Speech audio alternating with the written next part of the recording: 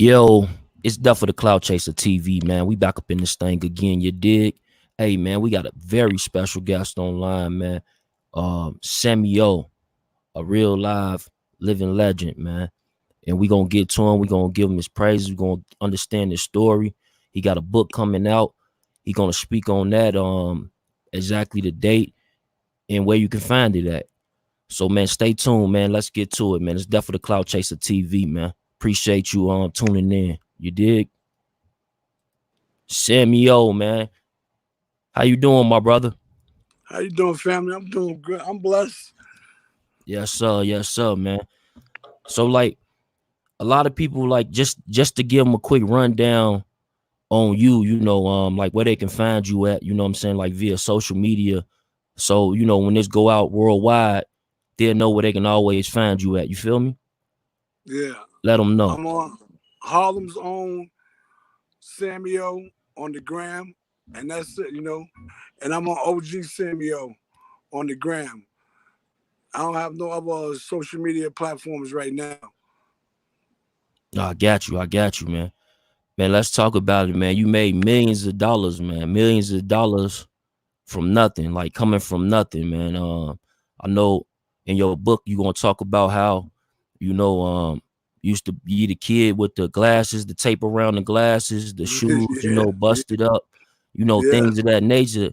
A lot of times when people see these people on the streets, they feel like, these are the forgotten. These people won't end up amounting to anything. But you came a long way, man. And let's talk about it. Like, even before, these millions of dollars, man, you was incarcerated, right? Right. Right. Can you talk about, like, just give them a briefing on, like, you going through incarceration? Was it difficult during that time? You having, not having not much finance, so I'm sure your family didn't have much finances to send you.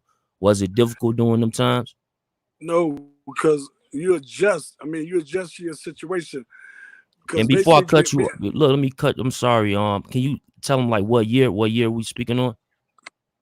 We speaking on 1980 to 84. Okay. I was away, but before that, I just want to go back before that. Like, it was, when you grow up with nothing, and everybody like underestimate the kid with the thick glasses. And I grew up with all the jokes, Mr. Magoo, and I had all these bumps on my face, and holes in my sneakers. But I was a sponge. I was taking everything in to see how all the other fellas around me was handling their business. So I my rules was always, I had to learn the do's, the don'ts, and the bet nots. So, and that's how I tempered my life after that. But I was a sponge. I was taking, because I was like telling them, put me in, coach. I can play. Put me in. But nobody never believed and gave me that shot. So when I went to the penitentiary, I grew up in the penitentiary. So by growing up in the penitentiary, I don't wish that on nobody, but if you got to be there, you might as well take advantage of it. So I changed my whole style around, like I was the weak link in the clique, but now I'm somebody. I'm somebody in the penitentiary. And when you can lead men, that's a special gift. Everybody don't have that gift to have other men follow you. So when you got that gift, either you do good with it or bad with it. And I was always focused on the like, I know how I was bullied. So I said I'll never take advantage of the situation once I'm in power. Because I always believed that I was going to be in power. And I hate bullies. Mm-hmm. And I hate motherfuckers that put somebody else down when they getting a couple dollars. Just be blessed that you getting a couple of dollars. Who the fuck make you better than him? Because you got $2? I never understood that. Right. You know what I'm saying? It was an incident, not to skip past the jail thing, but it's an incident when I got my first Mercedes, and a dude I grew up with, he was down on his luck. He was stinking, dope fiend, everything. And I put him in my car, took him to get something to eat, took him to buy some clothes and all that. Niggas say, yo, how you gonna put that nigga in your Benz and all that? I see, that's the difference between Samuel and y'all. It's only a car. Mm-hmm. He more valuable to me than a car. See, I don't, because who am I to judge when my mother was a dope fiend, and Right. I ain't like nobody judging her. You know what I'm saying? So that's the principles and things I grew up with, and I instilled in my crew as it went on. But anyway, getting back to the prison system, it's like, I went through wars. There's nowhere to run, so you got to deal with all your problems head on. You can't run to mommy now. You can't run to your block and all that. So you got to establish yourself to a point where you're not to be fucked with, and everybody know who the go-to guy. Because I want to know who's running the kitchen, the mess hall, who's running the barber shop, who's running the steak shop. I need to know these things because I want to talk to the people that's in power. I don't want to talk to the middleman. So I learned all that in jail. And that's the same things I brought home with me. And that's how I was going to attack the streets when I got home. Got you. So then you come home, what is it, like 85? You coming home like No, I 85? came home 84. 84? In 84, November 84. So like, was you scared to like what I wouldn't say scared, but like was it any sort of fear when you came home that like, damn, I can't, like, I gotta jump in this game, but it's a chance that I can go right back? No, not actually. When I came home, I was messing with a CO broad that was locked up with me. That I was locked up with, and she looked out. My man, I met my first wife. My first main girl through with a homeboy of mine was locked up, and I met her on a visit. So I came home to that. My aunt ain't had too much, but I got paroled to her house. Mm-hmm. So after a while, me and my aunt couldn't see eye to eye. I'm not the little kid that left here. You can't talk to me like that. My aunt was an alcoholic, but she was a functioning alcoholic and a lovely lady, but she ain't know how to deal with men now. Like, I'm a man now. You can't talk to me like that. You can't carry me like that. So before I got disrespected to my aunt, the only lady that really loved me in life, I said, I gotta leave. So I left and I started living with this girl named Janine and at our mother house. It was cool. The honeymoon was cool at first. Then like 4 or 5 months, her mother was like, yo, you gotta get a job, you gotta do something. So she hooked me up with somebody that worked in the gas station. I pumped gas for about a week. I couldn't do that. I quit. So, her mother was like, Aggie, like, how can you quit? I got you this job. How can you do that? Mm-hmm. I can't walk around my house naked the way I want. Boom, boom. So she's telling her daughter, yo, this nigga got to leave. So she actually put me out. So I Mm-hmm. know the feeling of getting put out. Like, that nigga never want to go through that feeling right there, man. Right. You know what I'm saying? So Mary, my mother, my aunt, the one that raised me, she said, you always got a home here.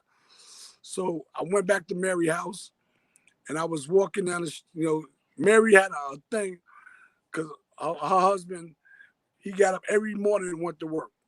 And she said, my husband got to get up and go to work. Everybody in this motherfucking house got to get up and go to work. Mm-hmm. So she woke me up like 7 o'clock in the morning.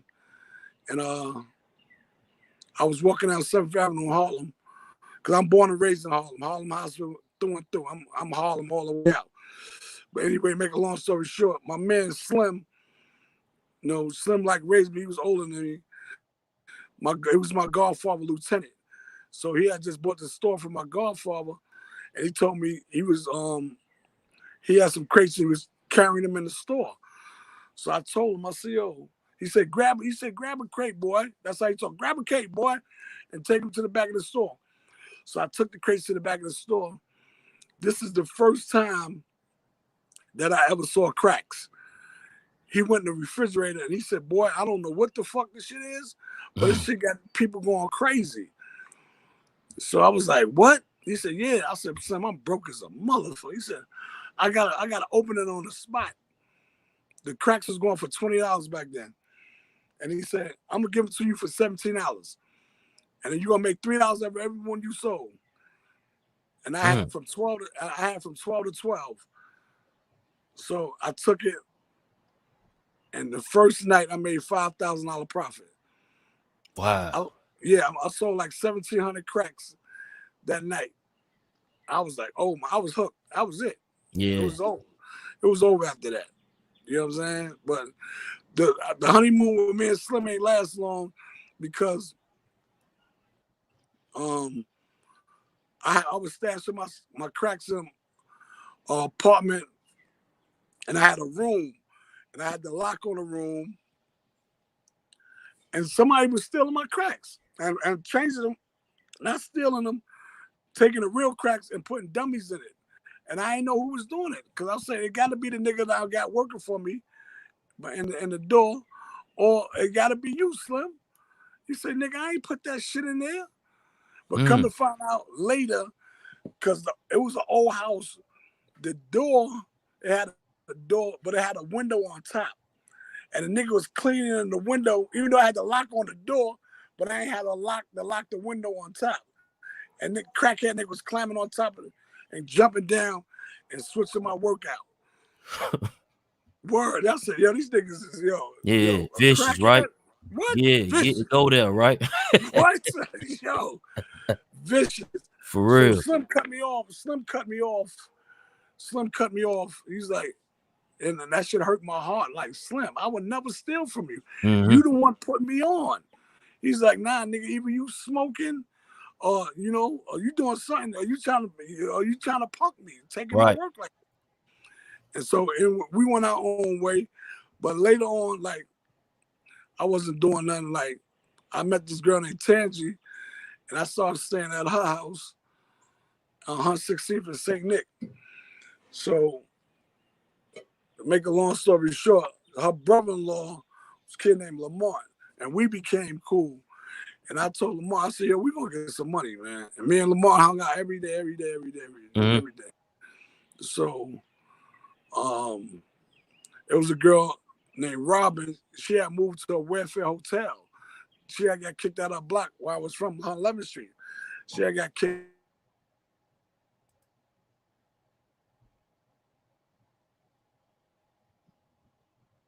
Yeah, y'all hit that like button.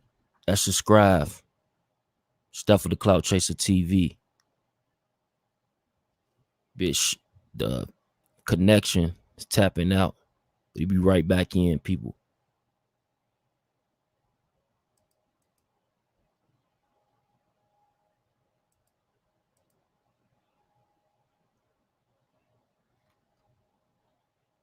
Salute, fam. Salute. What's going on, man? So, can you hear me? Yeah, I can hear you now. Yeah, I just lost you for a minute. Yeah. Yep. But you said that you was coming. You was coming out the. You said you went to go stay with the female. Yeah, Tanya. Yeah. And I got cool with a brother-in-law, Lamont. And y'all was hanging out every day. Every day. And I told him, I said, yo, we're gonna get some money. Just be easy. I'm gonna get some work. But anyway, to make a long story, and I ran into this girl named Robin. She just got put out on 11th Street. She was staying downtown at the Welfare Hotel. And she was like, yo, you need to come down here. Yo, these crackheads ain't nothing but crackheads in the building. You know what I'm saying? They spending their money crazy. I was like, all right, I'm gonna come. She said, no, come down there. I said, yo, I'll be down there. I don't want to come down there because I don't got no work right now. I got to track down some work. So I went to my cousin. My cousin said, yo, I ain't got no coke.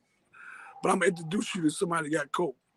Then he introduced me to this kid. The nigga was playing games with me, but he became fair after a while. But when you first trying to get put on, motherfuckers gonna put you through the mail. And, like, is he gonna run off or he gonna? So if somebody don't, hello? Yeah, I can hear you. You said somebody gonna put you through the ringer. Hello? Yeah, can you hear me? Hello? Can you hear me? Yo. Hello? Y'all hit that like button. Can you hear me? Hello? Yeah. Yeah, somebody trying to put you on. They gonna put. I hear you now. Yeah, I hear you. Yeah. Keep going. Yeah, I hear you. Can you hear me? Yeah. Hello? Yes, I can hear you. Hello? I hear you. Yes. You hear me? Yes. Yes. Can you hear me? You hear me? Yes. I can hear you. Steph for the Cloud Okay. Chaser TV. Anyway, they're gonna put you through.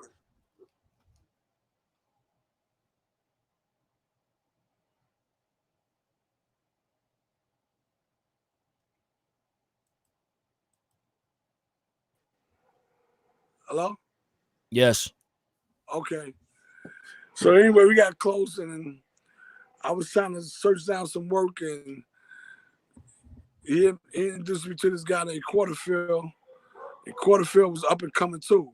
So we was like peanut butter and jelly. You know, he needed a good worker and I needed some work. And that's how we began our bond. So how long, like when the time So frame came, how long with the time frame, how long did it take you just to become a millionaire? Like from that start when you got out to then, how long did it take for you to become a millionaire? Was it a year? Was it 2 years?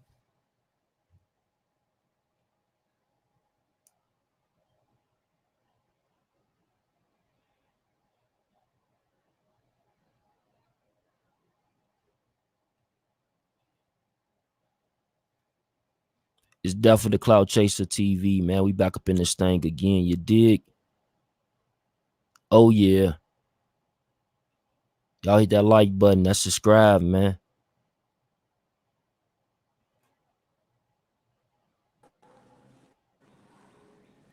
Yeah, you getting closer to the Wi-Fi?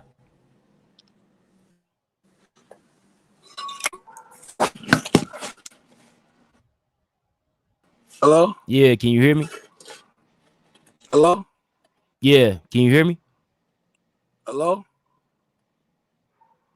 People, give me 1 second. Let Hello? me fix this audio issue. Give us a second here to fix this audio I hear issue. you now.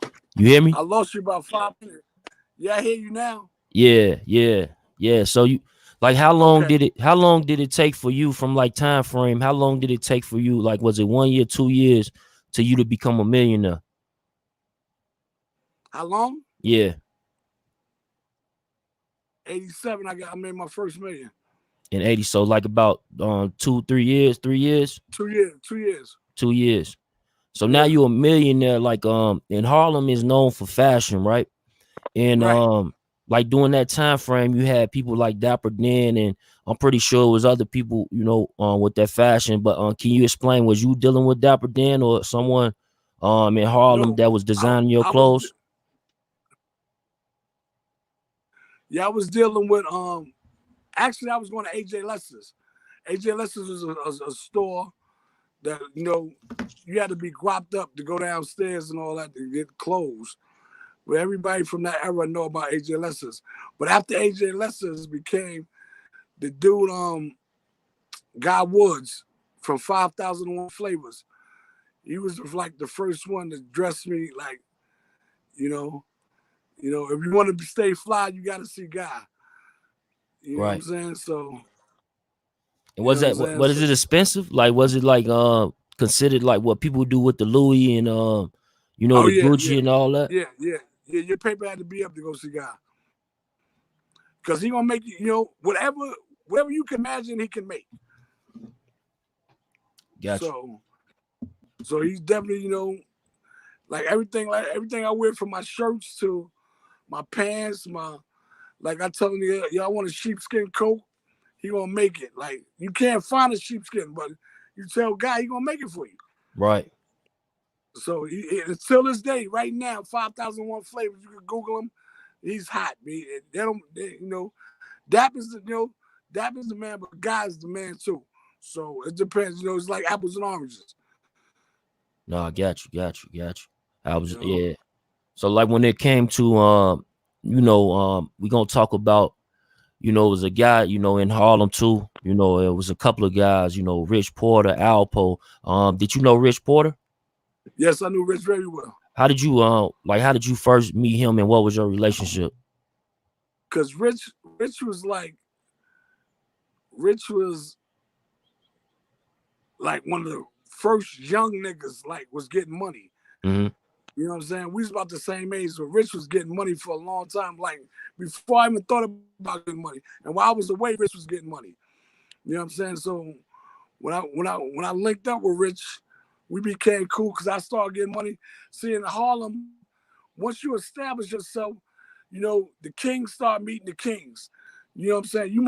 Rich block might be 32nd Street, but my block was 43rd Street, 11th Street, whatever. You know what I'm saying? Mm-hmm. And you know, so it's like paying homage. You know, we ain't never had to do nothing together to pay homage. You know what I'm saying? That's what we did. You know what I'm Right. saying? You getting money, I'm getting money, just respect. You know, we respect each other. But yeah, but you know, I went to a couple of times, I went to Rich to get some, you know, because Rich had the low for the low. You know what I'm saying? And I Mm-hmm. made a couple of moves with Rich, you know, and we was cool. We was cool. I got you. We was cool.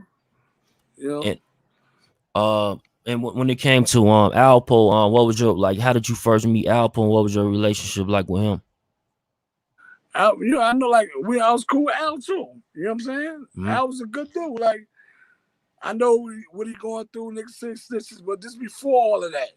You know, when I came home, Alpo was the only one that went in his pocket and gave me $3,000 in a steakhouse on 86th Street and Mm. 3rd Avenue. You know what I'm saying? Nobody else did that. You know what I'm saying? So, you know, I just got a different relationship. Niggas say you're a ratty rat, but he wasn't that with me. Right. You know what I'm saying? A lot of niggas do other shit, you know, worse than that. You know what I'm saying? But I'm not here to judge. I'm not here. But me and Alpo used to gamble against each other all the time. So that's how we became real cool. And I stopped gambling against that motherfucker because he used to whoop my ass all the time. Alpo used to crack my ass, B. Mm-hmm. You know what I'm saying? So, but he a good dude as far as with me. I can't speak for nobody else, man. And like with Alpo, a lot like I had an interview with someone on my network before, and you know, Zeke Black, they basically was saying that how, you know, Alpo, even though people know him for being a big time drug dealer, but he also like a lot of his cars and a lot of his money came from gambling. Is it any truth to Yeah, that? yeah. I'm telling you, Al was lucky, man. Al's a lucky dude, man. I mean, he shoot them dice because Al has no fear. You know what I'm saying? Knowing Al, you know, he has no fear. He would stop your bank would be 20, 30,000, stop it. You know what I'm saying? So, you Mm-hmm. know, he getting a lot of money. He don't care. You know, he'll stop it until all that money is gone. You Right. know what I'm saying? I don't know how many times he lost, but I know every time I played against him, I fucking lost. So You said every time you played against him, you lost. yeah, I lost. Yeah. Yeah, so he So was that good though, huh? yeah. Because you don't have no fear. And how they You don't do have no like with the fear. bikes, like they just had a recent situation. You know, I'm gonna jump back to where we was just at, but they just had a recent situation with Alpo where he was out in Harlem on the dirt bikes. Is that like something that y'all used to do back then? Like Yeah, yeah. the I same never like type rode. of setup? Yeah, but I never rode. But he was doing that back then. But you know, not to keep speaking on Al, but I gotta iterate that Rich and Al, like I love both of them the same. Like, you know what I'm saying? I have mad love for them. You know what I'm saying? Whatever between them, that's between them. So I try to stay out of that. You know what I'm saying? I Yeah. don't have a side or which one, you know what I'm saying? I don't have a side. You know what I'm saying? I just want to clear. I knew both of them, and Mm-hmm. both of them was good to me. So that's all I could go on. I can't go on nothing else, man. Right. You know what I'm saying? So I'm my own man. I make my own decisions. You can't tell me, oh, you shouldn't talk to this nigga. You shouldn't talk to that nigga. All right, I shouldn't talk to him. But when I was fucked up and needed some money or something, ain't none of you niggas give me nothing. So why would I Mm-hmm. take advice from a motherfucker ain't doing nothing for me? When my mortgage is due every first of the month, you ain't giving me no motherfucking money. Facts. So I don't understand. It's like, come on. I be telling my man up, make your own decisions in life, B. I'm not a follower. I've never been a follower. You know what I'm No. saying? I'm my Yeah. own boss. I'm my own man. I'm a man's man. I set the trends. But you know what I'm saying? But like I said, I don't take sides. I got love for both of them. So You know, if motherfuckers don't like that, I don't know what to sell them. That's dope. No, I You know I respect ain't that. got nothing to do with that. You know, I don't got nothing to do with that. You know what I'm saying? I only can have a relationship with people. I only can love the people that love me, man. I don't got time to run around. Oh, don't fuck with this nigga. Fuck with me. Who the fuck make me the judge and jury? Like niggas did more foul shit. Like I don't like niggas that stick niggas up. Right. I don't like them niggas. Nigga hustle to get some money. Mm. You know what I'm saying? It's all Right. kind of likes and don't likes about a criminal. So I don't know. Oh, nigga know the rules of the game and nigga don't. Yeah, okay, That's what all I right. tell people. I tell people like that they real might not be my real. You know what I mean? Right. So Right. my real might not be your same real. You feel me? Right. And that's what a lot of people need to understand, that you know, it's more variables than just what the eyes meet. You feel me? Right. But Right. going into it though, like when you going, like we still going, like now we like 88. And you know, I think it was a famous story that you had with Kevin Chiles, right? Was it like 88 What happened? with Yeah, Kevin that was Chiles? 88. 88. Yeah. Can you tell Yeah. us that story, that rundown? Because I got a couple of questions after you tell me the story, because it was a, like from your last interview, it was a big topic of discussion when it came to Kevin Childs Done Diva. Right. The thing, Yeah. see What what I happened mean? in 88? Yeah, what Kevin, happened in 88 at the store? okay. What happened with 88 is the store. Me and Kevin Man had a beef. It wasn't even a beef, it was a broad. Like he was trying to fuck one of my broads. And I don't care if you trying to fuck my broad. If she want to fuck you, she want to fuck you. But why would you shit on my name to get some pussy? That was the whole beef. Like, homie, if you want to talk to the broad, talk to the broad, B. Don't shit on me to get points to try to fuck her. Mm-hmm. And that was the whole beef. You know what I'm saying? So when I went to Al, be his man, and I see Al, you know, because me and Al used to be kind of cool because we used to gamble together. He used to come to SNS and gamble all the time. You know what I'm saying? So I'm like, Al, did you say that about me, but to Gina? Like then he said something, he mumbled something. I said, Al, did you really say that? He said, yeah. And the anger from me, I just exploded. Like I hit him so hard and knocked him out. Then, you know, he woke up, and like I said, when he woke up, it was like 300 niggas was coming through the door. So Alpo passed me a gun. The kid, Big Fat Anthony passed me a gun. And You the said Alpo, Fat Anthony, and Rich. Rich Porter was there, yeah. Mm-hmm. But Fat Anthony and Alpo passed me a gun. Then when the niggas was coming through the door, he said, yo, I'ma handle this. Post I'ma handle this.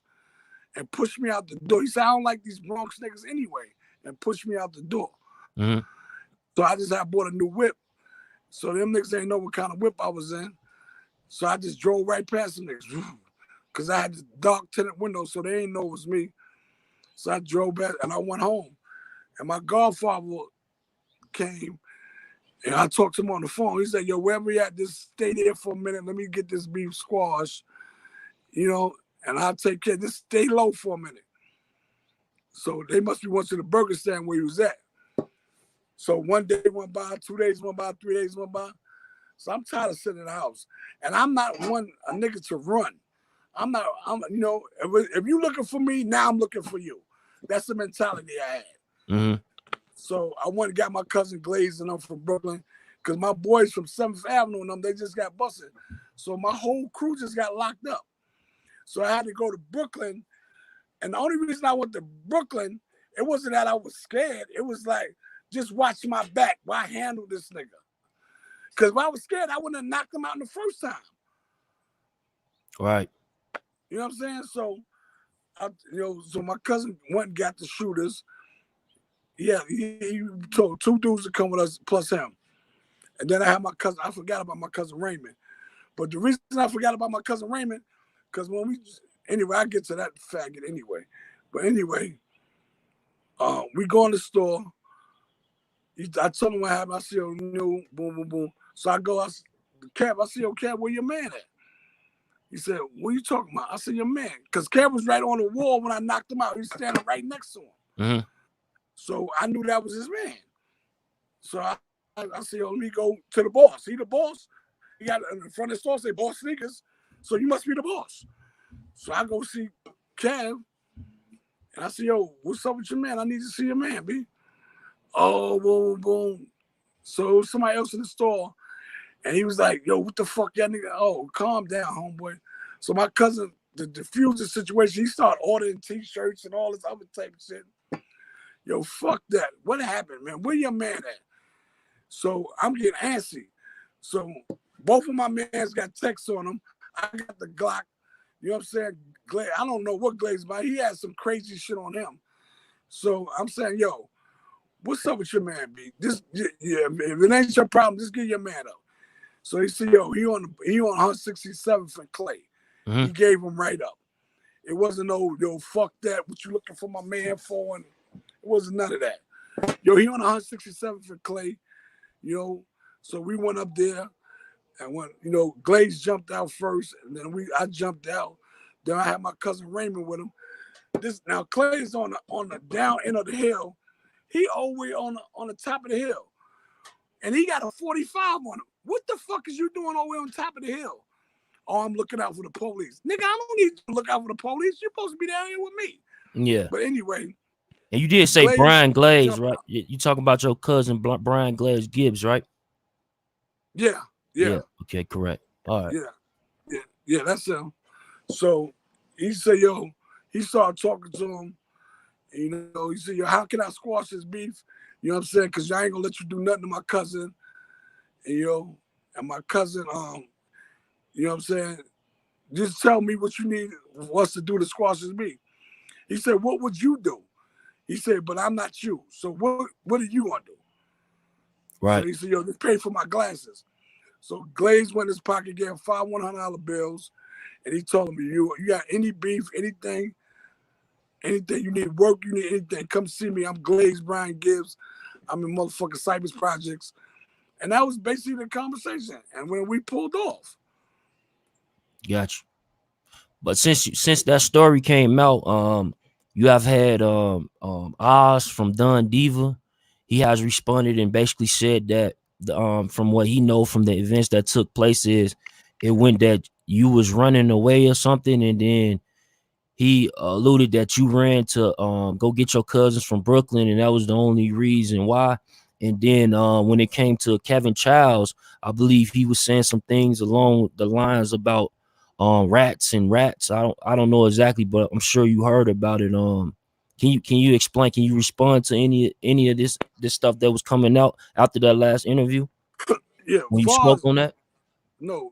Far as I never even heard it, but anyway, far as Oz, that coward who Little Kevin, that's who Little Kevin, because he must be speaking up for Kevin. Yeah, Kevin, we call him Little Kevin. Okay, Timbo Peace, fam. Yeah, I can hear you. Huh? Yeah, I can hear you. Yeah, Little Kevin. Let me tell you something, you fucking coward.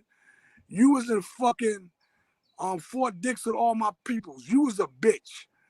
You know what I'm saying? And I'm telling you right here, you was a bitch. You was in Fort Dix. You was a runner, nigga. You wasn't nobody. And I don't know where the fuck you get all these heart when you want to deal with men. You better stay in your motherfucking place, coward. And you don't know who you even dealing with, you fucking faggot. You talking this shit, and Kev ain't saying nothing. You talking for Kev. Right. And you wasn't even there, you fucking faggot. So get your fucking facts straight. Everything I said is, you can fact my shit, nigga. You know what I'm saying? The only reason that I addressed the situation because my cousin Glaze did a video and he was talking about Al B, but he was calling the nigga World. And I said, yo, the nigga name wasn't World.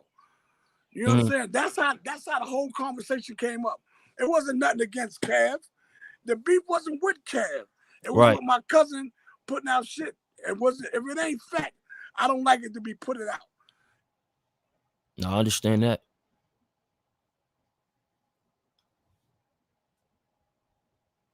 Hello? Yeah, no, I can hear you. I understand that. I understand that. So You like hear me? yeah, I can hear you.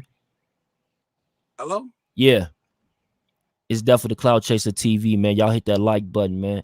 For the culture, peace, info, mind, salute, fam. Po Yeah, Mafia, I see okay. you. Yeah. Can you hear me?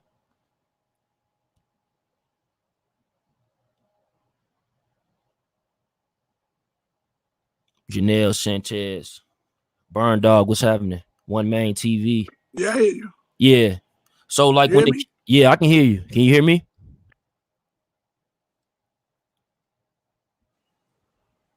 Hello? Yes. Okay. What was that? With that coward nigga Oz or whoever this fuck that nigga Oz.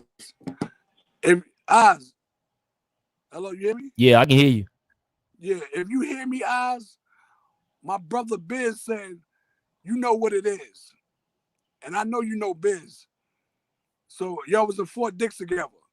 So before you start getting on motherfucking social media and act like you ruffling his feathers and all that, stay in your place, B.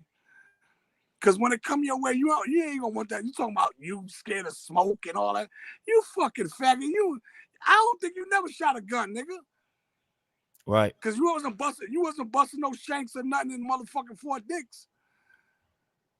And all my people was there. And I know you know Biz, right?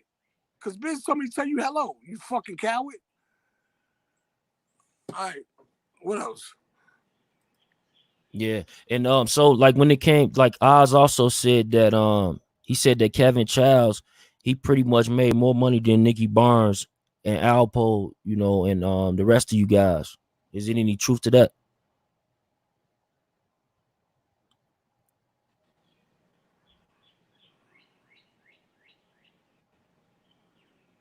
Did you hear me?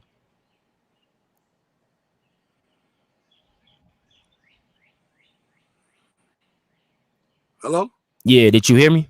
Can you hear me? Hello? Yeah, can you hear me?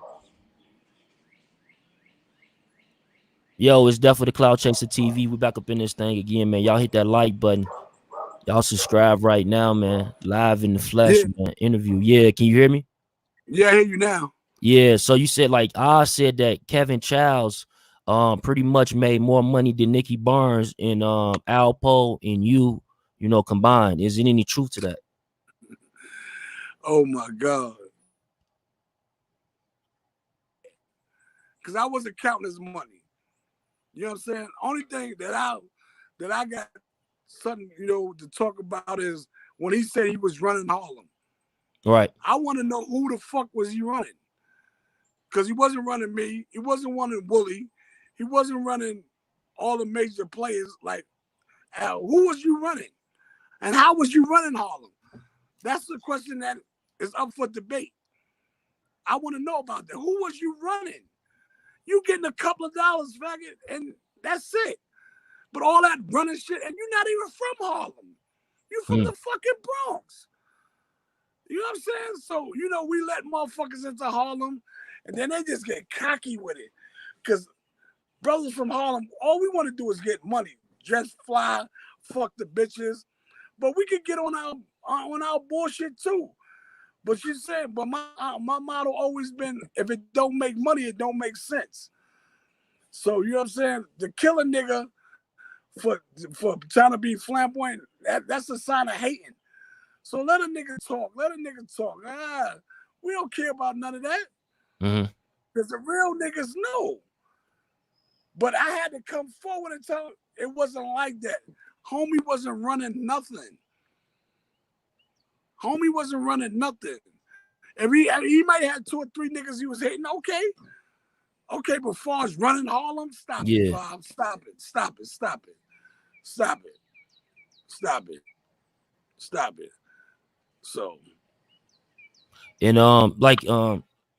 Kevin Childs, he has his opinion about rats as well as he spoke about AZ on the Beat 139 recently. Like how you feel about the way he feeling when it comes to rats? Like he, I know you told me a story behind the scenes.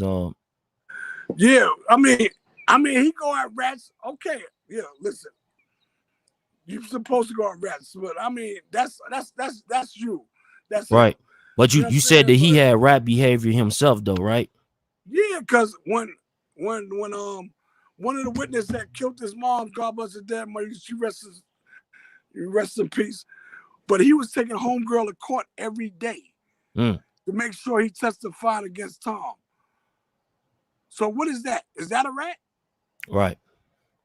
If It's you up for taking a debate. witness, if you taking witness to court every day to testify against a guy that killed your mother instead of handling your business yourself, what is that? Right. What is that? You Yeah. know what I'm saying?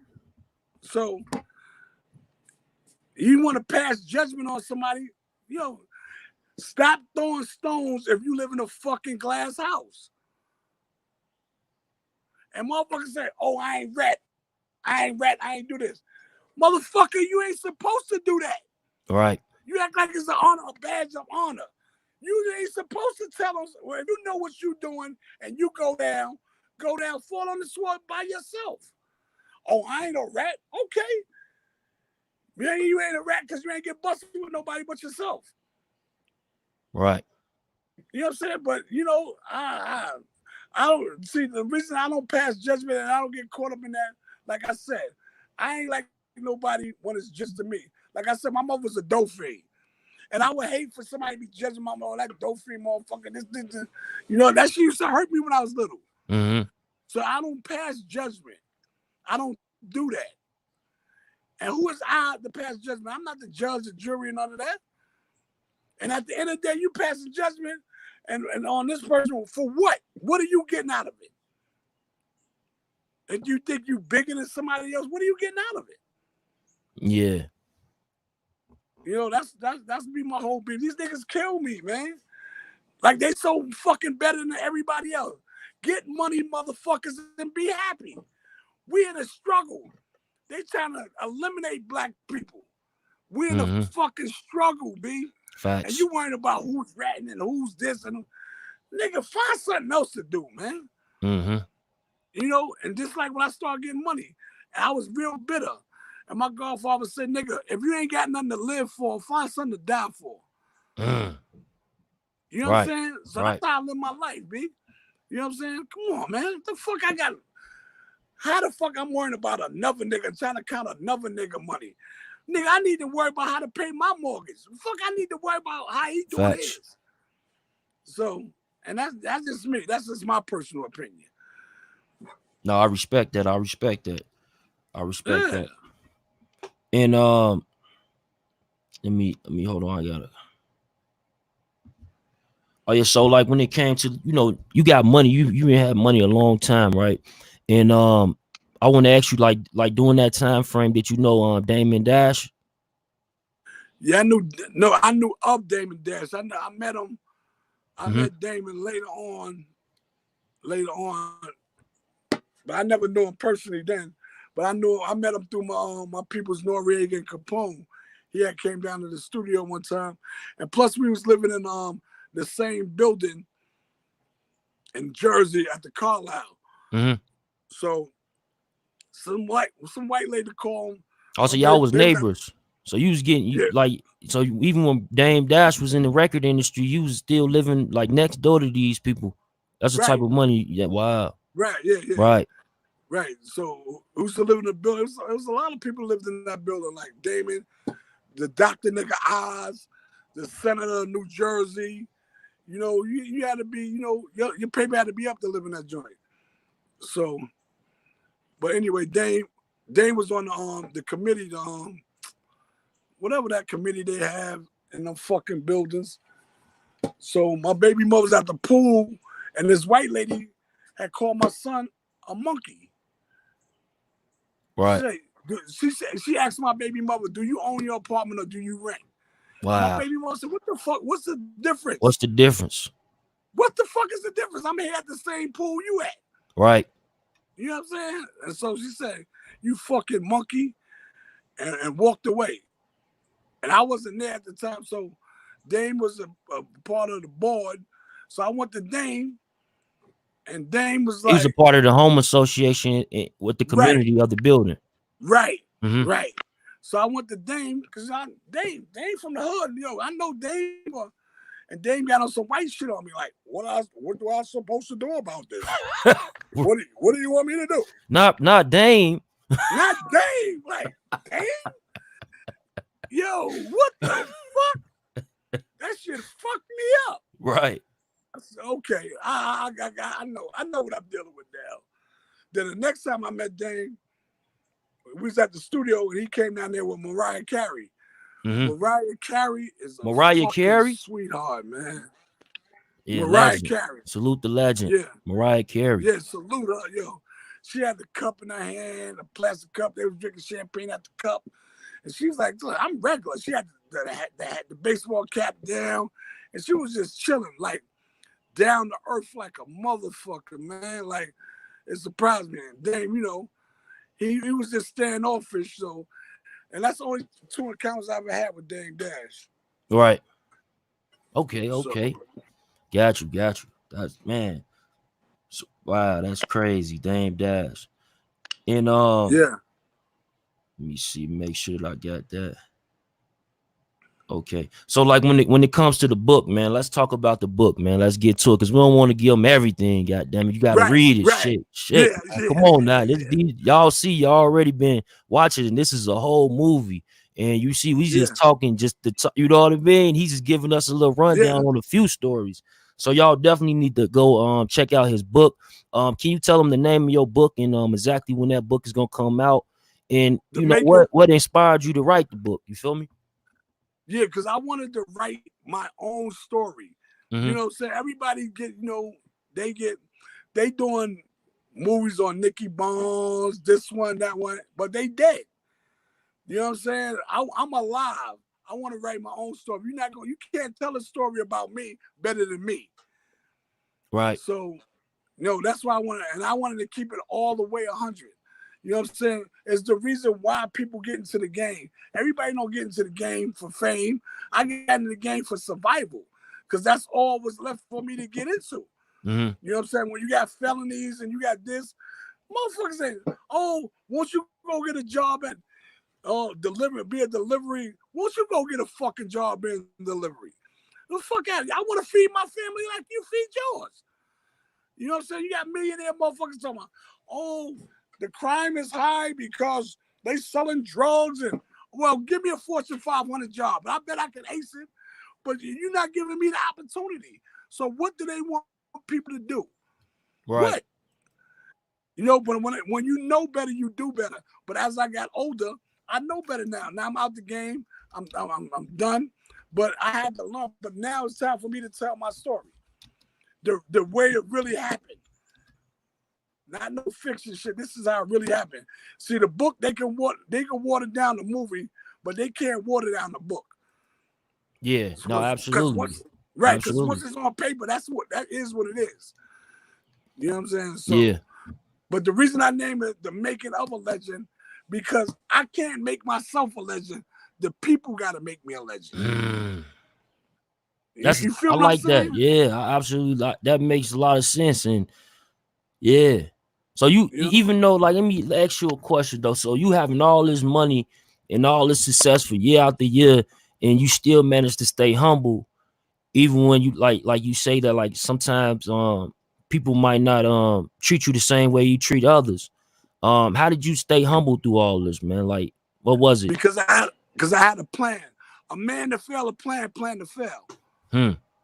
So I had a plan. You got to go into anything you do in life with a plan. And I refuse to be one of them assholes. I refuse to be a motherfucker like fucking Donald Trump, because he's the president. That don't make him a smart motherfucker. And that's how they do with the motherfucking kids. As soon as they get $2, all of a sudden he's the smartest motherfucker in the world. He was a dummy 2 days ago. Now how all of a sudden he got all the answers now? Right. You know what I'm saying? So it's like the blind leading the blind. And I refuse to fall into that pattern. You know what I'm saying? I refuse. Like, I'm not gonna disrespect nobody. And I used to have hand problems. I used to hit broads and all that, but I had to stop that because that wasn't the way to go. But if nobody never pulled me up and say, homie, what are you doing? You know what I'm saying? How you gonna beat up on somebody you love? But nobody never took the time out. My godfather took the time out to tell me these things. But if he never took the time out to do that, I would still be doing that dumb shit. Indeed. So that's why I take time out. You know, I take the time out now to show these kids, yo, that's not the route to go. These niggas is telling on each other. They don't care about you. It's like when I was coming up, it was like a hood, like family. Everybody was getting money. It was like now it's like crabs in a basket. You know, everybody's just trying to pull each other down. Like, come on, I can't do that, man. It ain't that much money out here like this. So if the right people listening to this, listen, I'm trying to do a movie. I'm trying to sell 1 million copies of my book, but I need a movie deal. I'm trying to get a movie deal so I can shine a light on the truth. I know about the 80s, the 70s, the 80s, the 90s, the 2000s. I've been there, front line. All my shit is facts. You know what I'm saying? I'm going to give it to you real. All I need is the opportunity. Give me a shot. Let me do a Netflix movie. I know I got good writers. I got good all of that. All I need is the opportunity. That's it. But that's why I wrote the book, so I could put facts, the facts on the paper. Because once it's on paper, that's it. It ain't coming off. Right. No, I got you. I got you. No, that's good. No, that's deep right there. And I think like a lot of people can relate to a lot of the stories that's in the book. You know, it's just not like I was reading the first 4 chapters in the book. To me, it gave me like more of a light, like when you hear a person like, damn, he a millionaire, he made millions, you automatically think like, was he born with a silver spoon? Right. You know what I'm saying? Was it the glitz and glam? Did it come from the start?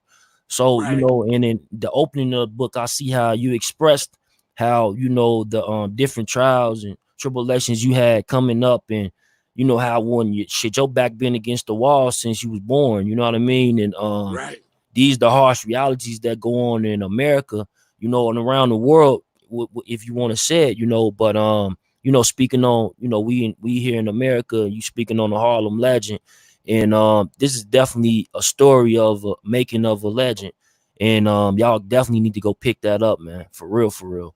And you said it's dropping in June. It'll be ready. Yeah, it'll be Amazon. It'll be on, and all the information I'm gonna put it out, but it's definitely be out in June. It'll be ready to go. Yeah, absolutely. And is it anything you want to lead the people with, like far as like, you know, how can I say it? When it comes to energy, like the energy that people was putting out when they hearing these stories, and you know, some of these stories, like things like when you was talking about the story on the last interview, and people didn't like what you said, you know, but it's still your truth. Like, how do you feel, like what do you like? Do you have anything to say about that? Yeah, that's all I could go by is my truth. Everybody got a story. This is my story. Who the fuck is you to tell me how my story should have went? If you feel that you want to direct my story in a different direction, give me $5 million and I'll tell the story the way you want to be told. Mm-hmm. But until then, I'm gonna tell my truth. Right. You know what I'm saying? I don't work for nobody. I don't owe nobody nothing. Right. You know what I'm saying? If the only way I was brought up, to keep it real. That's it. The truth will set you free. Because the day in life, everybody can fact check. Mm-hmm. Yo, that story homie telling, is that the truth? Now, if they say it's not the truth, I can pick up the phone and call motherfuckers that was there. Right. Now, we can get all that straightened out. So anytime a motherfucker say, yo, well, that ain't happened with Sammy, or that ain't happened, we still got people that's living, that's behind the scenes, that don't do the social media or nothing, but they gonna answer the phone for me. So anytime they want to debate, they can put up some money and we can straighten all that out. Right. No, I got you. You know what I'm saying? Cause I usually, you know what I'm saying? I'm like I don't do interviews. I don't like doing interviews because it's, and no, I'm not getting paid. Mm-hmm. You know what I'm saying? So it's not like, what am I doing it for? But I have to do it to let people know, yo, like the younger kids, yo, a lot of that shit they doing, a lot of it is not, that's not the road to go down, B. Right. It's not the road. It's not the road. Cause I'm saying, when see people don't know, when you get locked up, everybody that loves you get locked up too. Right. You know what I'm saying? They doing that time with you because they love you. You know what I'm saying? So I got tired of taking my family through that. You know what I'm saying? Then I want to be a role model for my kids now. And I want to show them that, yo, you can get the same energy that I put in through the streets. I want to put the same energy in writing books and doing movies and doing that. Because a hustle is a hustle. It doesn't matter. Right. True. You know what I'm Indeed. saying? Yeah. So like now, all I want to know is the rules and what, and you know, how to play the game. See, people know how to play the game, but I want to learn how to play the game. So it's a difference. And all I need is the opportunity. That's all I Mm-hmm. need. That's it. You know, just open the door for me. That's it. That's all. No, absolutely. Let me ask you a question before we get up out of here. We're gonna end it with this one right here. And this one is tough. Not even just 3 years ago, right? Did someone try to kidnap you? Yeah. Can you tell that story? Yeah. I was coming out of a spot named Lorraine's in Harlem, and it was a February night. It was cold. I was trying to get my Benz. So, you know, they had a double parked car right next to my car, and I had to slide in like in the middle of the cars. So when I slid in, the side of the van door opened, and all I saw was a gun. Mm-hmm. So I thought it was the police at first. You know what I'm saying? I thought it was the police. But when I realized it wasn't the police, oh no. Y'all niggas gotta kill me. So it was three of them. I started fighting all of them, you know, tussling, fighting. Niggas, they couldn't even move. Get out of here. Whatever you gonna do, kill me. Cause I'm not getting in no van. I'm not doing none of that.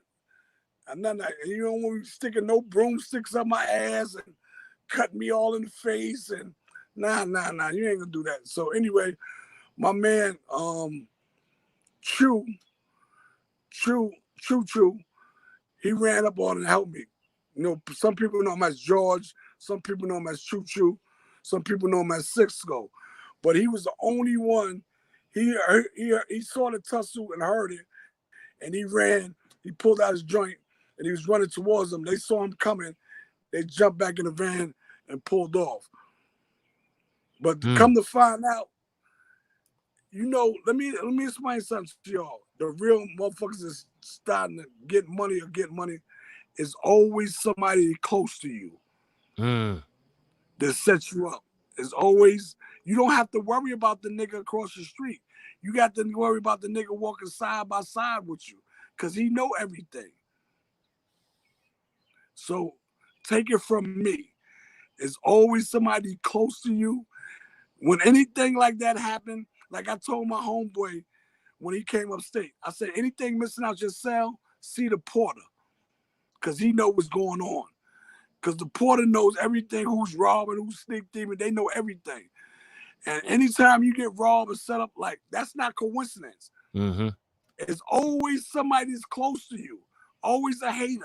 If you do the history of all that, even with AZ, it was his brother-in-law. Even with motherfucking Donnell, it was his uncle. You know what I'm saying? It's always somebody's close to you. Right. So don't look all the way down the block and look close. Because usually you're going to find your answer. And I know who did it. It's a nigga that was close to me. You know what I'm saying? But he don't know that I know. But if you watching this motherfucker, you already know. So he know. He know I know. Right. But he don't know I know. It's him. But I know. But that's what happened. You know, I don't hide that. Because when you're a part of the game, that's a part of the game. But I'm willing to die for mine. You know what I'm saying? That's what they fail to realize. I'm not calling my wife. I'm not doing nothing. Yo, go get the money. Listen, babe, if the motherfucker call you, call the police, man. Don't get them motherfuckers nothing. Right. And that's what I live by. Kill me. And you still ain't gonna get nothing. All you do is get in the practice that you kill somebody. Okay, you still ain't getting that. Now you got a body. Now you're gonna do 30 years, 40 years for a body, and you ain't get a dime. Absolutely. Got you. That's the truth I live by. We got your manager, Baby Bob. Baby Bob, what's going on, fam? What's going on, fam? Baby Bob. Can you? Oh, you got us on repeat. Hey, On the other. Yeah, what's going on? What's up? You gotta turn the other one down. You gotta turn the other one down. Yeah, you gotta brother. turn the other one down. Stop going to Hollywood on us, B. Yeah, yo. Gotcha. Yeah, what's going on, Baby Bob? How you feel, man? Bless. Shout out Death Cloud Stations TV. What's happening with y'all? Man, what's going on, man? I had a couple of questions I wanted to ask you before I ended this interview. When it came to Kevin Chiles, like Kevin Chiles, he had a situation, and you know, Sammy O had spoke on it, and you seen who's that Oz from Dun Diva? He had a lot to say about you as well. Like, did you have any response to anything that he had to say? Yeah, I spoke to the Joker. Oh, you did end up speaking to him? I spoke to him. You know, he went on Up for Debate TV, said what he said. You know what I mean? And I rebutted. You know what I mean? And he know what it is. You know what I'm saying? He reached out for peace. Somebody want to get money and all that. You know what I mean? We two different jokers. You know what I'm saying? So I ain't really, you know what I mean? We not the same kind. So, you know what I mean? I had to put him on the back burner. Absolutely. And like with like the movement, like far as you been Sammy's old manager, and you know, the book is coming out. Like what other endeavors are you guys planning? Like what do you have coming out? Yeah, shout out on to the Sammy. manager side. We got of course the book coming out in June, you know, Making of a Harlem Legend. And we have the screenplay. Shout out to Deb, Deja Vu Films, you know. And we got the merch coming out. Of course, we still doing the gift backs. But you with the man himself, man. We got a lot going on just that fast, you know. Right. We've been here, just been in the shadows, man. You understand me? We are the game, man. We are the game. You know what I'm saying? You do the history, you know what I mean? But far as the eyes do, he's not really relevant, you know what I'm saying? Because he's supposed to go on the Beat 139. When he was supposed to go on there, Kev Childs called. You understand? And told him, listen, man, I don't want you representing me. Ask Oz that. That's a fact. That's a fact? That's a fact. Wow. You understand? He's speaking up for Kev. Kev don't want him speaking for him. You understand what I'm saying? So we two different things. Sammy a boss and I'm a boss. We just happen to be related. You understand? That Oz dude is counterfeiting me. You know what I mean? It's just that simple. Absolutely. Got you. So is there any way Deja Vu? Go ahead. Deja Vu TV, Deja Vu Films is I got a project coming out with him. She's gonna do my movie. She's my ghostwriter. I'm gonna put it out there. She's my ghostwriter. But I'm talking about me. This lady got so much energy, and she put my story as I told it, but she formatted it for me in the perfect way, like I told it to her. And we're gonna do the movie after this. Deja Vu Films. Deb, sexy. Yo, the best. You could Google her. She got a movie out now called Chain, you know, and she did Chain, and she coming out with a pocket full of games. Her movie's already on Amazon Prime and all that. Check it out. The woman is incredible. Get with it. Look at her. Support her because she's supporting me. Because she's amazing. And I got her, and I got my cousin, my first cousin, Baby Bob, and I can't lose. So I'm here. And will your book on Sammy O, will your book come out on will it come out on audio book format? You reading it? Yeah. I'm gonna get to that. Yeah. I'm gonna get to that, but I'm gonna put the hardcover out first, and then I'm gonna get to that. Yeah, yeah. Okay. I just want to get the hardcover, get it rolling. Then I'm gonna go to that. I'm going to the studio and do it. Yeah, absolutely, absolutely. Well, I appreciate both of y'all touching bases with us, man. Blessing our platform. It's been definitely a pleasure, man, an honor to get this story direct. You know, real live and direct. This is history in the making. Definitely y'all go check out, man. Making of a Legend. You feel me, Sammy? Yo, anything you want to leave the people with? You good? Yep, get the people what they want. Yeah. Salute, Bob.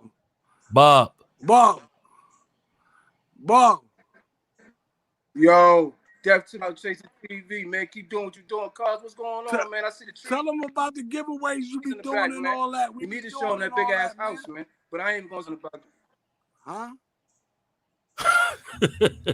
What he say? He said you need to show him that big ass house, but he ain't gonna talk about it. Yeah, we got a lot going on, man. Yeah. You know what I mean? He said tell him about Baby Bob. He said he's a legend. He said about the giveaways you be giving back. The giveaways. Oh, absolutely, absolutely. We always giving away. He want to give away everything, man. That's one thing about him, man. He has a big heart, man. You know? Yeah. So a lot of things when it comes to the merch, I can't leave merch with him because they give it to everybody. You know? Yo, give it to this person. Right. That, yo, go over there. What's going on this block? Let's give it out, man. He's hauling, man. You know? He's hauling like his house. You know what I'm saying? So, you know, it's like I looked up to him. Right. My other uncles and cousins in that era. So, you know, a lot of people call it the Alpo era. In the Bronx, we call it the Boy George era. You might want to call it the Rooftop era, you know? And, you know, these guys, you know, put in pain, man, and not in a negative way. They gave a sacrifice. They opened the doors, you know, for a time period where we didn't have no choice, man. You know, I come from that. Mother on drugs, father in prison. I never seen my mother and father together a day in my life, only in one picture. You know what I mean? So we're coming from those environments. Harlem in the 60s and the 70s. We didn't even get to the 80s. You know what I mean? So these guys had to make a choice. Or we might not have the fashion and all the things that we had. You know what I'm saying? And he's being humble. Shout out to SNS Club. You understand? Shout out to the Rooftop. Shout out to Woody Burgers, man. Shout out to Sammy O. Shout out to my family. So, you know what I mean? We be back because you got to ask them about that SNS Club. You know what I'm saying? And that Rooftop. We're going to shout out to Woody Burgers. But it's going to book. So shout out to Woody Burgers, man. Willie, you know, Willie was a great man, B, and you know, he had me under his wing. You know what I'm saying? A lot of people was trying to take credit for Willie. Willie let a lot of motherfuckers eat, B. And he was a silent assassin. You know what I'm saying? Right. And he always gave back to the community. I know for a fact how many people Willie buried. Everybody that died, they used to come to Willie. My mother died, my aunt died, this one. I don't have no money to bury. Willie used to bury these people. You know, that's the type of man he was. And I got locked up.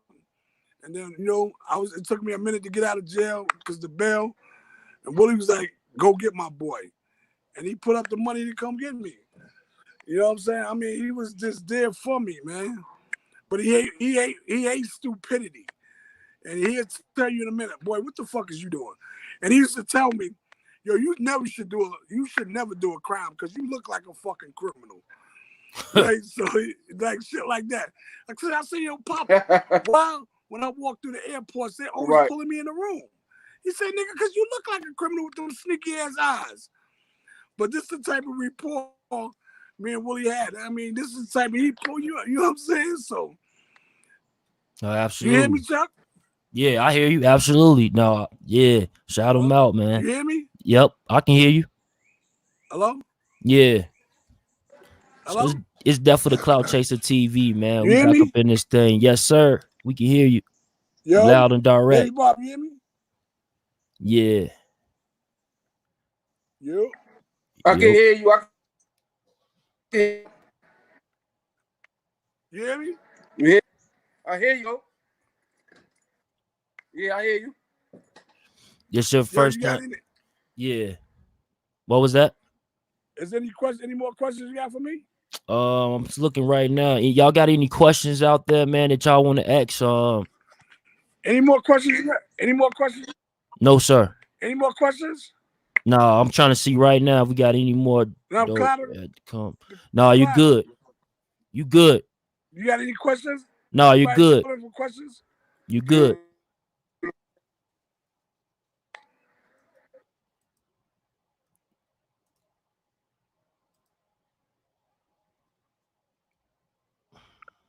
Okay. Yeah, you good. It was a pleasure. I appreciate it. It was a pleasure being on your show. When the book comes back, I hope you invite me back. You know what I'm saying? So Absolutely. when the book come out, but it was a pleasure. Thank you for having me. Man, I appreciate you coming on, man. I definitely gotta get the copy and read the rest of that. Like I said, I read the first 4 chapters and man, it's dope, man. It's definitely it's there. Right, You feel family? me? Yeah, salute, fam. So y'all get in the comments, man. Y'all let us know what's happening, man. Y'all heard it from Sammy O himself. You know, I think it's a dope story. I think that we shed light to a lot of different things when it came to his story, and even just him like the last interview he did, like he said in the beginning on, I believe he said in the beginning, but that was his first time on social media, was that first video you seen on Beat 139. And from there he ended up getting a lot of different people commenting like, oh, of course you had Kevin Chiles, people from Dun Diva saying what they said. And today we addressed a few of them things. So I appreciate him from stopping in, man, letting us get the story and get it out to the people so y'all can hear it. And you dig? Yeah, man. The phone lines is Po Mafia. Salute, family. I appreciate you, Mo. Salute, Bullets Gotti. Kashonda, I appreciate you. Mo, what's happening? Left Rack in the building, I see you. King T, Queen of Attraction. Jeremiah Johnson, One Main TV. Man, I appreciate y'all stepping in, man, showing love, man. Salute, Baby Bob. Salute, man. Sammy O, man. Appreciate y'all, man. It's definitely the Cloud Chaser TV, man. We back up in this thing again. You dig? Yeah, man. When that book drop, it's gonna be one, right? Can't wait for that book. Facts. Let's get it.